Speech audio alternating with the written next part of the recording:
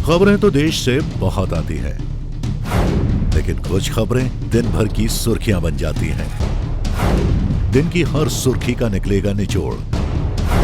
हर खबर को पेश करेंगे बिना तोड़ मरोड़। NTV टाइम, जनता की बात जनता के साथ।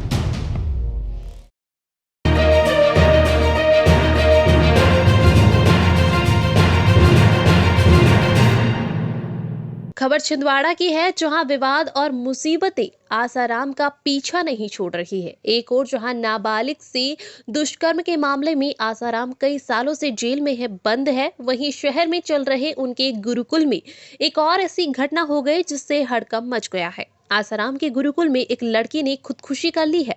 कम उम्र की लड़की की आत्महत्या के बाद आसाराम का गुरुकुल सवालों के घेरे में आ गया है। हालांकि पुलिस मामले की जांच करने में जुट गई है। छिंदवाड़ा के आसाराम आश्रम में गुरुकुल भी संचालित हो रहा है। दुष्कर्म मामले में आसाराम के जेल जाने के बाद आश्रम में गतिविधियां जरूर कुछ थम गई है, लेकिन गुरुकुल बदस्तूर जारी है।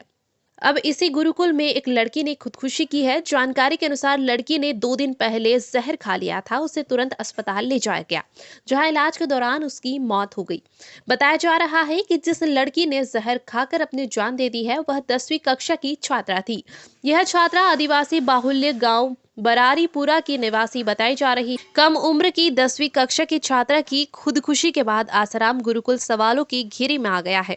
2 दिन पहले जैसे ही इस छात्रा ने जहर खा लेने की बात 2 दिन पहले इस छात्रा की जैसे ही जहर खाने की बात सामने आई थी, तभी से उसे बचाने की कोशिश तेज हो गई है, लेकिन चिकित्सकों की हर संभव कोशिश के बाद भी उसे बचाया नहीं जा सका। छात्रा द्वारा जहर खाने और इलाज के दौरान उसकी मौत हो जाने के बाद गुरुकुल में सन्नाटा सा पसर गया है। इधर विवादित आसाराम के गुरुकुल में यह घटना होने से पुलिस और प्रशासनिक क्षेत्रों में हड़कंप सा मच गया है। छात्रा ने खुदकुशी जैसा खौफनाक कदम क्यों उठाया, इसका अभी खुलासा नहीं हो पाया है। कोतवाली पुलिस मामले की जांच की बात कर रही है। छिंदवाड़ा से नितिन जायसवाल की रिपोर्ट।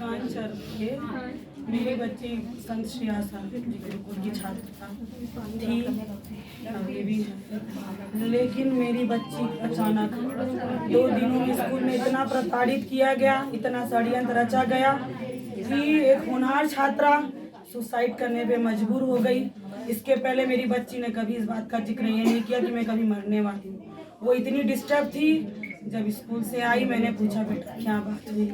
उसने कहा मम्मी मुझे स्कूल के कुछ टीचर बहुत प्रताड़ित करते। पूजा अमरवंशी स्पेशली नाम ली और कहा कि इन लोगों ने कुछ षड्यंत्र रचा है मेरे खिलाफ और वो क्लास से निकाल के भी टॉर्चर करते थे। ट्यूशन कहीं और जाती थी, वो भी बात की तकलीफ। मेरी बच्ची होनहार छात्रा थी, देखा नहीं गया। मेरी बच्ची किसी बॉयज से बात कर ले, उनको वो भी तकलीफ थी कि उसका कोई भाई नहीं था, इसीलिए वो सब भाई के चेहरे देखती थी और बात करती थी। अगर मुझे बुलाया गया था 19 तारीख को, मैंने बात भी की मैं आ रही हूँ, और मेरे को दोबारा मेरे घर में आने के बाद फोन आता आप स्कूल नहीं। तो क्या कारण था कि आप स्कूल मत आओ? मैं तो तैयार बैठी थी। शायद मेरी बच्ची 19 तारीख को विवेक शर्मा प्राचार्य जो हैं, बात हो जाती तो मेरी इतनी बड़ी घटना टल जाती। वो इतनी डिप्रेशन में जा चुकी थी स्कूल से आने के बाद। घर से डिप्रेशन में नहीं गई थी, स्कूल से डिप्रेशन में क्यों आई? इसमें दिव्यानी सोनी की माँ भक्ति, उसने बताया इन सब ने मिलकर कुछ प्लान किया है।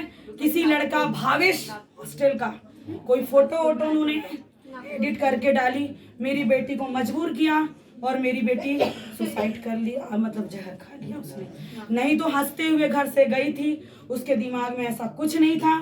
और नागपुर उसको रेफर किया गया क्रिटिकल केयर धंतोली हॉस्पिटल में, और वहां पर गुरु की टीम ये देखने के धमकाने आई थी कि वाकई में मुस्कान चरपे सीरियस है या उसके माँ बाप झूठ बोल रहे हैं। और वो मोहित ड्राइवर, उसने इतना बड़ा झूठ बोला कि मैं यहाँ पर एक दूसरे काम से आऊँ। दर्शना खट्टर जो वहाँ की डायरेक्टर है, उसने पता कराने भेजी थी कि वाकई में पता करके आओ। ये पूरे जवाबदार है मेरी बच्ची के मौत के। मैं धमकाया उसने मुझे भी वहाँ पर कि अब ये सब चीज को वो मत करो, सब ठीक हो जाएगा। कुछ नहीं ठीक हुआ और मेरी बच्ची ने वहाँ तोड़ दिया। उसका जवाबदार गुरुकुल परिवार। दीदी, बात करो दीदी।